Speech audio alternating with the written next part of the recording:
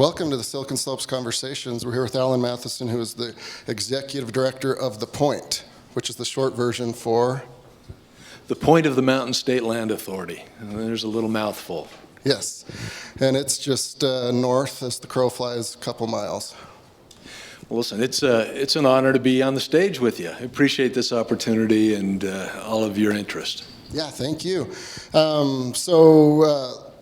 I think a lot of people are familiar that there's a prison at the point of the mountain between like Provo and Salt Lake City, and that it's being relocated to out by the airport, and that it's a lot of property, and that things will be changing and looking different.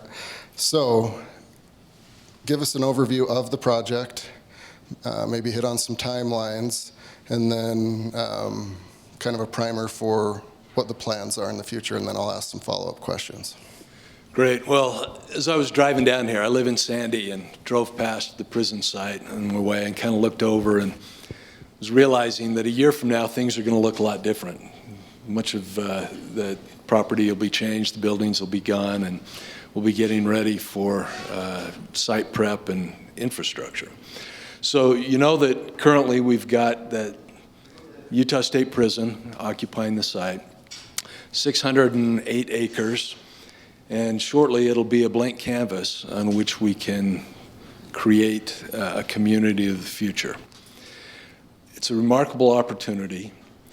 The process is overseen by the Point of the Mountain State Land Authority, 11 board members, including the Lieutenant Governor, 4 legislators, a couple of mayors, heads of some state agencies, Commissioner of Higher Education, and private sector real estate expertise. But working very closely with the public, we're trying to do something that will be of broad public benefit. This is a state-owned site. That means all of us, as residents of Utah, are co-owners of the site. We've all got a stake in the outcome, and we feel keenly the responsibility to make sure that at the end of the day, there's a return to the residents of the state. That return comes in different forms. Certainly it's an economic return, but beyond that, we think there's got to be a quality of life return. I think all of us are feeling the effects of growth. You know, Utah's a great place to live. We've got a great quality of life. We've got an outstanding economy, and as a result, we've been the fastest growing state in the country over the last 10 years. But I think many are saying, what does that mean? How do we preserve the things we value most, the things that really add to quality of life here as we grow? And the reality is that you don't stop growth without making it a place that nobody wants to be. So the real solution is thinking about how we grow. Can we grow in thoughtful ways that preserve our environment, that continue to provide opportunities for our young people? And so that's the goal. Just quickly on the timeline, we expect that the inmates will be moved to the new facility next summer, probably start the demolition of the site in about August or September. That'll go into early 2023. Then we'll start putting in backbone infrastructure, some of the main roads, the utilities, the initial open space program. And then we hope that kind of by the end of 2024, early 2025, you'll start seeing some vertical development going in. Very cool. And I don't envy your job because everyone's got an idea on how to develop this, right?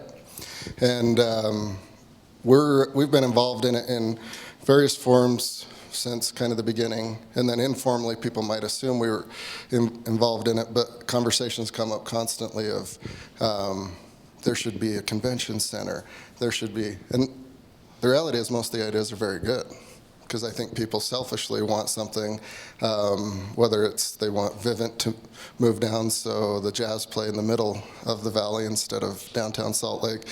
Anyways, it's fun to listen to all the ideas. That's the easy part. But you guys, with the committee and the board and the working groups, have to actually do the work, listen to it all. There's going to be people that miss out, some that get what they want. What frameworks did you guys put in place to make this accessible to all as far as ideas and projects and having a voice at the table? That's been critical, and I think, number one, I don't trust myself to do this right, so getting a lot of good input is going to be really critical. This really concept started many, many years ago, but from about 2016 to 2018, a group called the Point of the Mountain Development Commission conducted with Envision Utah a number of public processes to identify ideas and values for the Point of the Mountain region. And at the end of the day, they put together a report that had 10 or 12 guiding principles that they thought should help guide growth in that broader region. It's really interesting to note that the legislature took those guiding principles and put them verbatim into the statute that created the Point of the Mountain State Land Authority. So our marching orders come directly from public input, and it's things like job creation, workforce development, improving air quality, reducing resource use, having world-class transit, focusing on quality of life, pursuing a nationally recognized research center, and things of that nature. So when we got the torch to take this forward, we recognized that public input wasn't done. So we created a stakeholder advisory group that represents various portions of our community. And we created 5 working groups, really groups of experts in our state, to help us think through things like land use and transportation, innovation, education, economic development, investment, and more. And we actually went to Silicon Slopes and said, we need your help. We want some folks that can represent your community, that can bring a focus on not just high tech, but economic development, business, creative thinkers, people that care about the future of our state, and want them to be part of the group. And so in total, we had over 80 individuals on those working groups. And they identified a number of kind of planning pillars that we should pursue.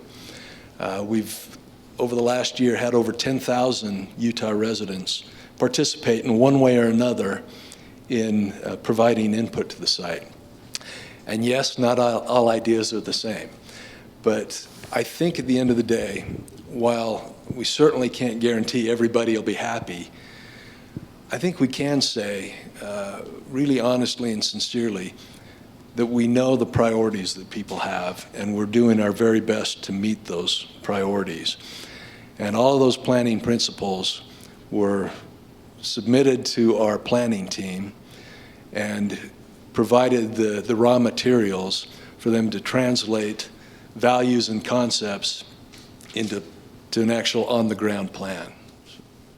Let's talk uniqueness, because in all of the world, there's not very many projects like this. 600 acres in a vibrant economy, well-run state, and to your point, blank canvas.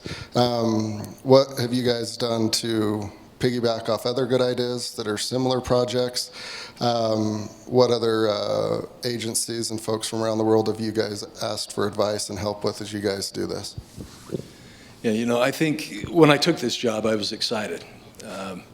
But I don't think I realized what an opportunity it was. And I found out a little bit more since then how unique it is. And you think about having, as you say, this blank slate of 600 acres between 2 of the fastest growing metropolitan regions of the country in a fast growing, vibrant state, served well by existing transportation and future transportation. Beautiful setting, looking up at the mountains. And then we highlight every time how close this is, or being right in the heart of Silicon Slopes. And the work that all of you are doing is really critical to making this a place that's interesting and viable and that people are paying attention to. So it's a remarkable opportunity. The challenge is, how do you take advantage of it? And didn't want to start totally from scratch, so we did look at analog projects all around the country and around the world. And there's not one that we say we want to be like that. but I think we've pulled ideas from a number of different ones on how you create, a high-tech or biotech community, how you do internal autonomous circulators, how you create the right mix that attracts the kind of talent that we want. And so we've drawn on those lessons, both good and bad. Yeah.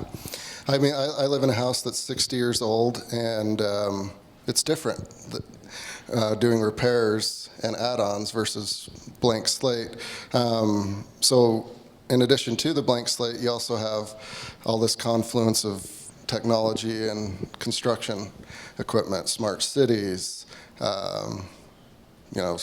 adapters and pollution control, like all this cool technology you now get actually apply directly to a new project instead of like bolting it on and it's like square peg round hole. What are some of the cool technology features that will help with sustainability, pollution, using less resources, that type of thing? Yeah, and it's changing all the time, which makes it that much harder. We can make decisions today, and by the time construction starts, there'll be new options. But this has been designed as Utah's first intentional 15-minute city. It's kind of a planning idea that is taking off across the world. The idea is that you can access the things you need in your day-to-day life within a 15-minute walk. And as we think about some of the challenges we face in Utah, building communities that allow us to get away from the car a little bit, have more convenience, improve our health, create more of a sense of community, all of that's important. So the design of this site is interesting because it does create this notion of mixed use and walkability. We're also doing a number of deep dive studies now that are looking in depth at smart cities and sustainability and smart mobility, saying what are the best technologies that are available around the world. And we're dividing them into kind of good, better, best categories with associated costs so that we can take them to our board and say, given limited resources, where can we get the best return on our public investment in terms of all of these areas? So let me just point out a few things. We're all concerned about transportation and traffic at the site. So we're going to have high-quality transit going through, and we're working with UTA and UDOT on that, working with UDOT on new freeway construction, road construction that'll help. But within the site, we'll also have an internal circulator system that will get you within a 5-minute walk of any place on the site. And a series of mobility hubs, so you can access a car share program there, or an electric bike or a scooter and get around. There are greenways throughout the site that will allow you to get anywhere on the site without getting on a road. We are looking at an app system, mobility as a service, where you can get on the app and see when the next transportation mode is going to be there, what the costs are, how you can move from one place to another most inexpensively and quickly, what you're doing in terms of air quality. And all of this is designed to create what we call a one-car community. Doesn't mean you can't have more than one, but maybe you have a car for your weekend trips or someone in the household that needs to commute, but you won't need it.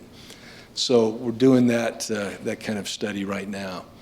On the sustainability side, water's a big issue. So we've got strategies that we're looking at with technology and uses and construction types that will decrease potable water use on the site. It's 50 to 70% below typical development. A lot of renewable energy. There's a geothermal resource at the site, and we plan to tap into that as a way to supplement the heating in the area. Smart city technologies, again, that help with wayfinding, help with convenience and safety. So again, decisions haven't been made because the board's got to work through the real detail of what's available and what does it cost and can it work. But it's exciting that, as you say, we can start from the beginning and try to do it right from the beginning. Yeah. All right, I don't know if you're a betting man or if you're not, but if you were a betting man, what would you bet is going to be a part of this development, and what would you bet is not going to be a part of it?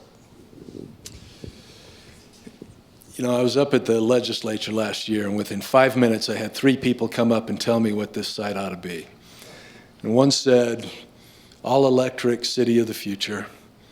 He was from Rocky Mountain Power. And one said, Disneyland, Utah. And I started thinking about Splash Mountain in January, going down there. And another said, all agriculture. That was a representative of the Farm Bureau. Not all of those will be part of it. Some of it might be. This is going to be mixed use. There's going to be housing, a range of housing types there. We want it to be a community where those who work there at all levels and types can live there. There will be an innovation district. The legislature has funded the beginnings of that. The idea is it'll be a place where there can be cutting-edge research performed by industry and our higher education institutions. Those ideas can be nurtured through accelerators and incubators. There'll be worker space, maker space, labs, et cetera, and then mentoring and help to commercialize those ideas, all with the goal of creating new business opportunities, but also solving some of the problems in our community. So that'll be there. There'll be business headquarter offices there, schools, neighborhoods, a lot of open space. 1/4 of the site is open space, and it includes a river-to-range parkway that will connect the Jordan River Parkway Trail to the regional trails east of I-15. And I love this thought that you work the morning, come down at lunchtime, jump on your mountain bike, ride on a bridge across I-15, do some loops in Corner Canyon, and get back for an afternoon of work. So open space recreation is a big part of it. And there's this aspirational goal among municipalities in the country to have a park within a 10-minute walk of every resident. And at this site, we're going to have a park and open space within a 2-minute walk of every resident and employee. So that's a big piece of it as well. But yeah.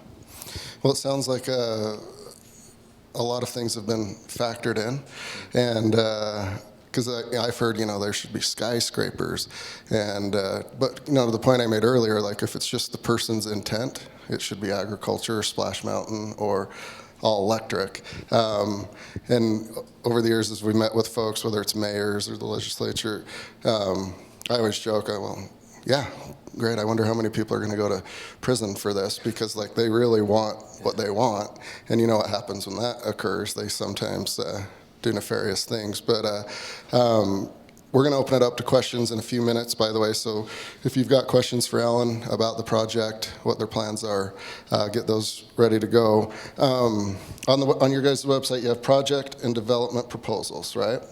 What are those? What are those? What are they? How are they different? What's the difference between a project and development proposal, and how are those working within your guys' group and process and systems?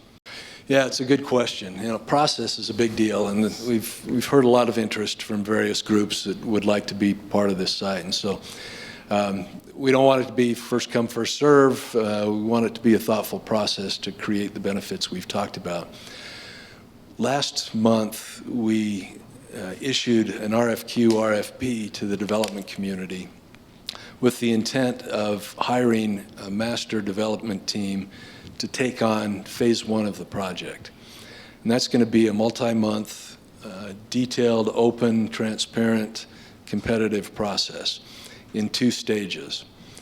The first stage is on February 2nd, we're expecting to receive applications, and based on early interest shown in a pre-proposal meeting we held, we think that there will be many applicants from around the country and locally. Some of the top developer names in the world, and here in Utah.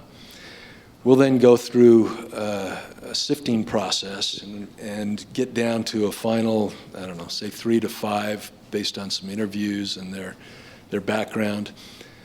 And by the way, as we evaluate this, we're looking for experience, expertise, capacity, financial capability, but we're also looking for passion. We want a development team that cares about Utah as much as we do, and that cares about this project and its success. We're going to ask of these developers more than they would be asked in a typical development.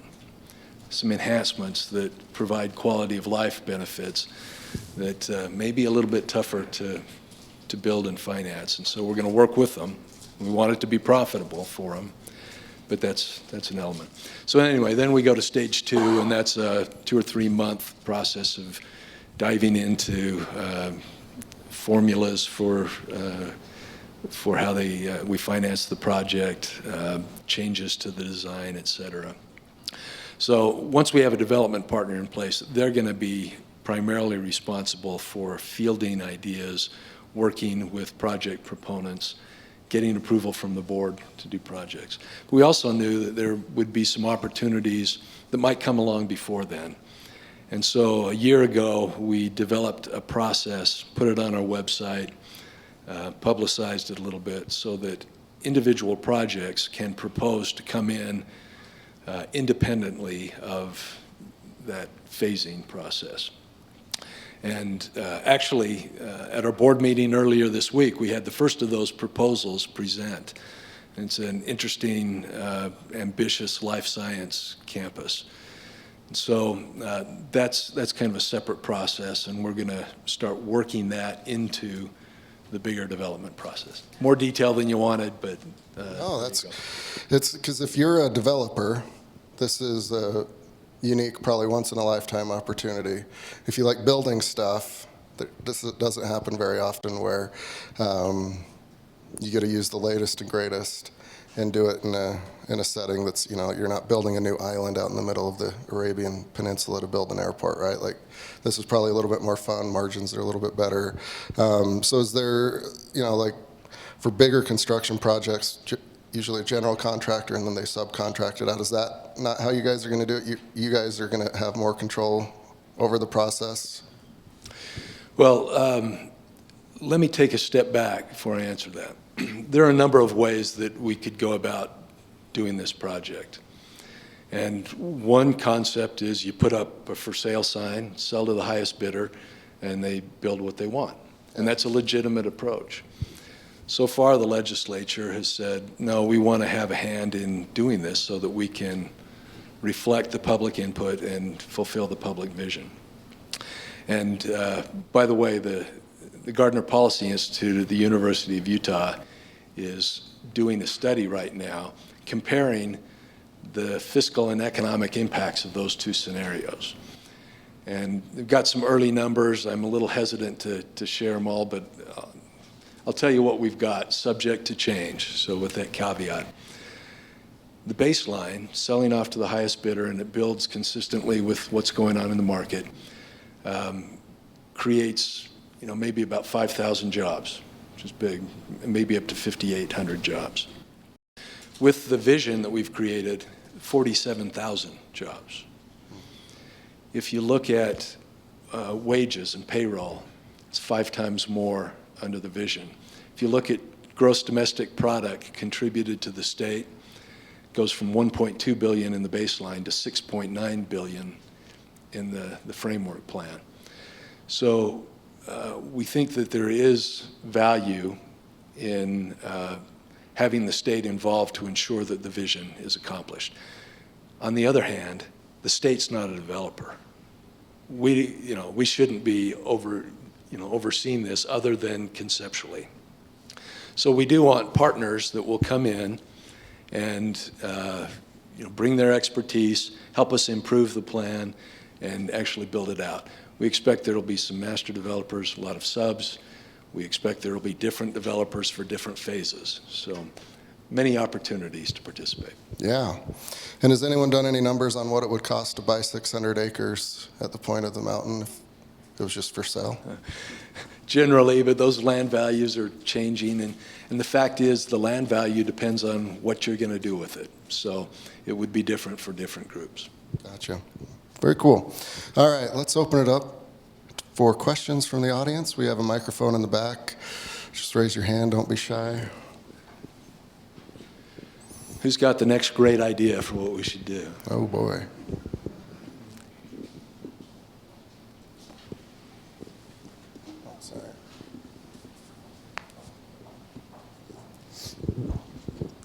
Alan, thanks for coming today. I really appreciate it. I'm really curious how the point is going to address transportation, because that's probably one of my biggest concerns when you're talking about that many people. And part of that involves the on and off ramps there at Bangor as well as with I-15. But I'm also curious about how tracks and front runner fit into that. Have you and your colleagues addressed that or thought about those things? Of course you've thought about them. What are you thinking right now? Yeah, thanks for the question. And I touched on a lot of that before, but let me get into a little more detail. The first step is to reduce the off-site traffic generation. So the way we design the site, and by having a residential as well as an employment base, you create more of an opportunity for people to live, work, and play on the site and minimize the need to go off-site. That's part of it. Utah Department of Transportation is now working on a number of potential designs for the area between SR 92 here and Bangor. And it includes one-way frontage roads similar to what you see just outside here. That has a significant impact on the modeled traffic impacts. So there will be upgrades there. With respect to transit, the plan right now is to bring transit from the Draper Front Runner Station over Bangor through our site, have a couple of stations at the point, then take it over I-15 to the east side of the freeway, down the existing right-of-way and here into Lehigh and connect up with the Utah County project. So transit's a huge deal here. It's a big deal for transportation. It's a big deal for convenience. It's a big deal for recruiting the kinds of talent and companies that we want to have there. So there's still studies going on, and they're about to jump into what they call the environmental study to get into more of the engineering on the site. But there's a commitment to make it what they call gold standard transit. Oh, and then we'll go here after. Thank you. Hi. So I live off 146, the exit over here, and it seems like we're the only exit in all of Salt Lake and Utah County that doesn't have all the exact same stores and restaurants. You know, I feel like they're all pretty identical. So how do you foresee this development and what's going to be off of that exit being similar or different to what we typically see in the other areas in Utah? Well, we, of course, don't have any control on what happens off of the site, and so a lot of that is within Bluffdale. But we've had a number of conversations with Bluffdale about creating a gateway into that state property, so a place that is a little distinctive. And, you know, ultimately, the Bluffdale City Council will be making those decisions, but I don't want it to be cookie cutter. I want it to be distinctive and again, a place we can be proud of. So that's going to be a community-wide discussion. Good question, though. Yep. Right up here. Ellen, I know you're the consummate professional and a skilled negotiator. I'm just wondering, with so many stakeholders, how are you going to arrive at a comprehensive consensus on what it should look like? I know there are lots of interests and lots of different individuals, but just interested in that process, how you're going to achieve it. Yeah, well, isn't that the question, Eric? I don't know. I ask myself that a lot. And the reality is that we've just got to accept that there's not going to be broad consensus. there will be some that are not happy with what happens there. As some have said, they want it to be a 600-acre regional park. And that just doesn't pencil out, and it's not consistent with the direction we've received. But there can be a significant park component. And so I think that there's going to be kind of something for everybody there. Ultimately, the board's going to have to make some tough decisions. And let me give you a little insight into how those decisions might be made. First of all, I talked about what the legislature has told us to do. And those are a lot of competing demands that we have to balance. I think there's general support for the vision and the framework plan we've created. But the board said early on, we've got some guiding principles that are going to guide our decision making. Number one is promote the public interest. There are a lot of individual interests that would like to have a piece of this, and we get that, and they're going to be involved, but ultimately this has to serve the public interest. Then we talk about setting the standard. We want this to be a model for future development. One of the ways this can benefit the whole state is by showing how these concepts can be implemented profitably so that other developers can follow them. Then we've got think regionally. So rather than looking just within the 600 acres of the site, we have to think about what this does to the broader region, how we fit in with other communities' plans, how transportation works. Then take the long view is another one. Rather than trying to just build it as fast as we can today, we can be a little bit patient because the state doesn't have quarterly revenue requirements and goals. So we can let the market catch up with the vision a little bit. And then the last two are be open and transparent and act with integrity. And those are just non-negotiable. This is a public project. We need the public to be involved. We need the public's trust or it won't work.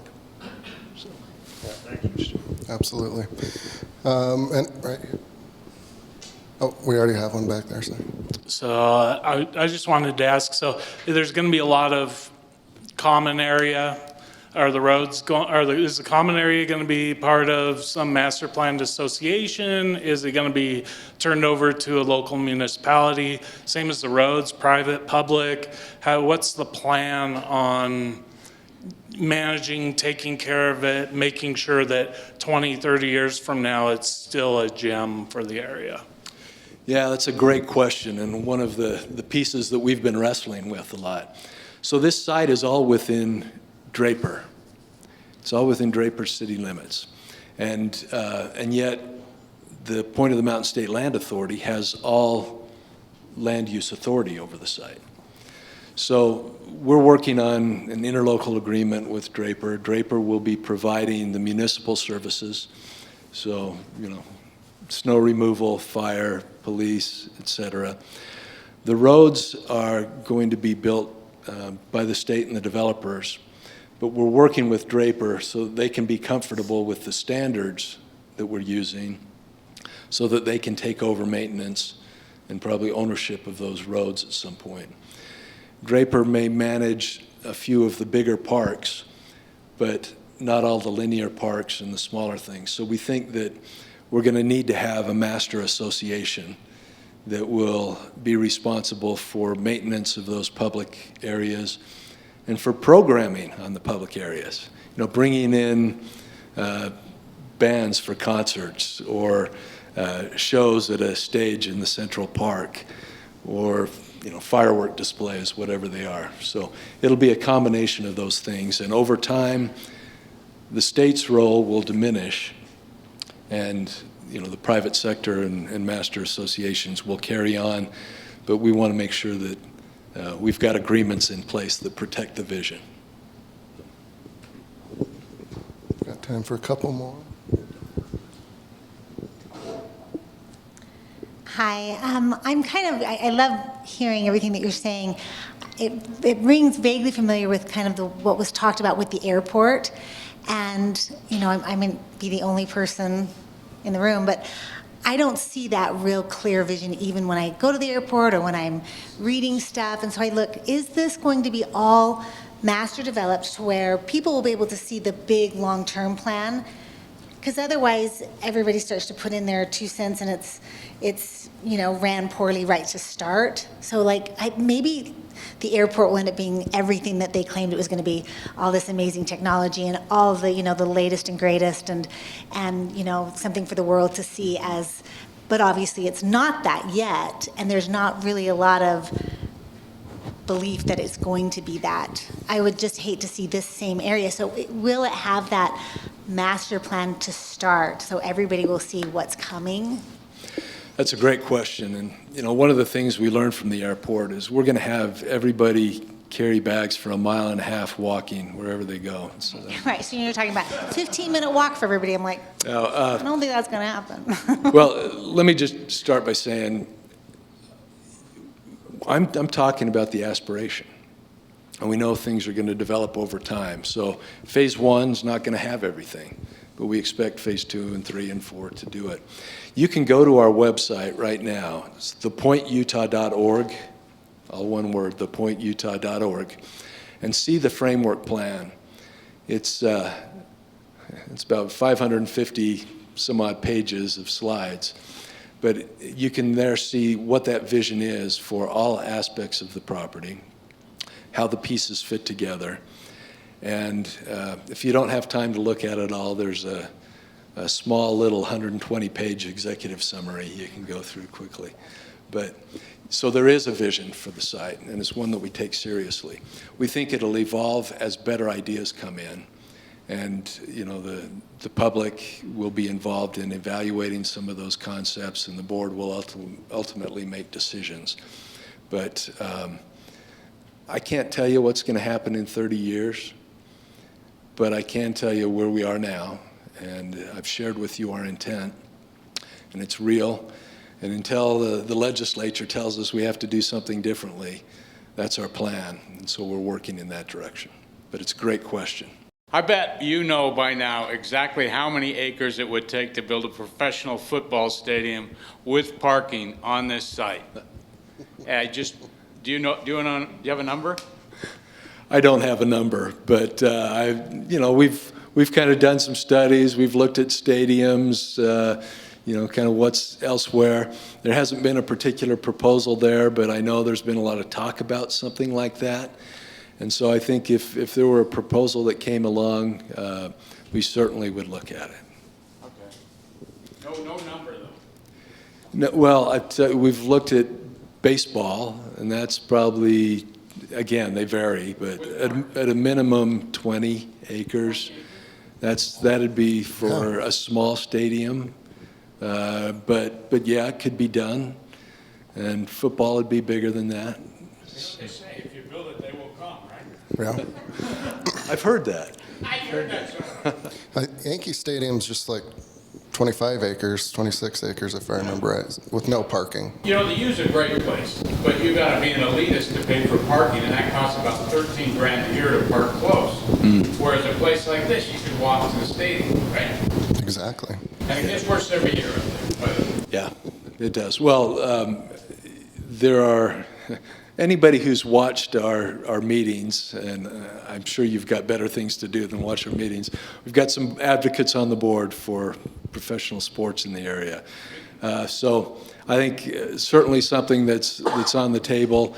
There will be new ideas that'll come in, and we'll have to make evaluations about how or whether to change the plans. But it's a good question. it's a small amount of land.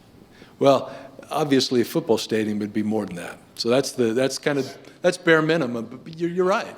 It doesn't take the whole site. Yeah, without parking. One more question? This is such a unique opportunity, and I applaud the way that it's gone about in terms of taking a patient and long-term approach. My question is, once this is completed, what attributes of the Point are you hopeful will resonate with people that will differentiate it from other projects that have happened in different parts of the country that, albeit, have not had as much state influence? It's probably a long list, and there are things that others have done that are really good. I would hope that looking back on this site, number one, we say things that happened at this site helped us create career opportunities that weren't otherwise available, world-class careers, so that our kids can stay here and don't have to go somewhere else for that. Number two, I would hope that we would say, this is a project that values Utah's natural areas, and that we've done our part to show that we can create fewer emissions, and that we can use less water in an arid desert environment, and that we can produce our energy in more thoughtful and clean ways. I hope that we would look at it in terms of the kind of community we create, that it's a place that's welcoming for all, a place where people at all socioeconomic levels have a stake in the outcome and a place to live and be part of the community. We don't want this to be a playground for the rich. So those are some of the general concepts. I'd love to see the transportation evolve. I'd love to see it be a gathering place where people from throughout our region can come together for events or just to have fun, at a nice restaurant and listen to a street performer on a plaza, something like that. Well, thank you so much for taking the time. Last observation or question, all joking aside, unless people stop innovating, I would imagine in the next 10 to 100 years, there will be electric helicopters that are regulated and safe, and if that's a way you want to get to the point for a concert, have you guys factored in futuristic Jetson-style build-outs into this project? We have. We've had some conversations with companies that are building the air taxis and things and saying, what do you need? The Utah Department of Transportation is doing a lot of work right now on, kind of those future transportation solutions, and think that the location of this is perfect between the airports, so you're not going to run into flight paths and create problems. So you're not going to see it in phase one, but looking to build, for instance, parking garages in ways that have flat roofs, so that you could land there in the future and access transportation on the ground. Things are going to change. We know they will. We've got a vision that we think is compelling and reflects the public views and values, but what's built is not consistent with what we've got on paper today. And so it's going to take this community effort for us to work together and decide, are the changes that are coming in the best interest? How do we implement them? How do we continue to make this a cutting-edge project decades down the road and not just now? Yeah, that's the one thing I would not bet against, is that people will stop innovating and building really cool things. Thank you so much, Alan, for taking the time. Appreciate it, and we look forward to watching that thing actually get built. Thank you so much. Thank you.